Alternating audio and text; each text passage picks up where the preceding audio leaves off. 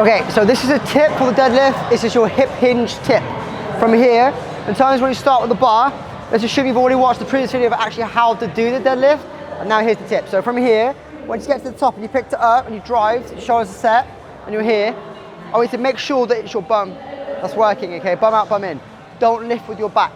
So from here, for example, I keep this low, and I pull together, using my legs, so trying to push my heels through the floor. When you do this, you're making sure that your legs are taking the priority of the weight. Your back is there to help and support at the same time. You're pulling collectively. Do not let your back take the load. It will look like this. I'll go wrong on purpose. It will look like this, okay? Don't back it up. This isn't a good sign, okay? So from the side, it will look like this. If you're experiencing low backache, this may be what you're doing. Maybe not to this level or this extremity, but this is what you'll be doing.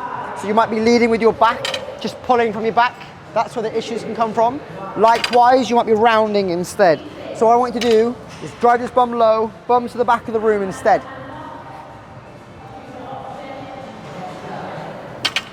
Have a go.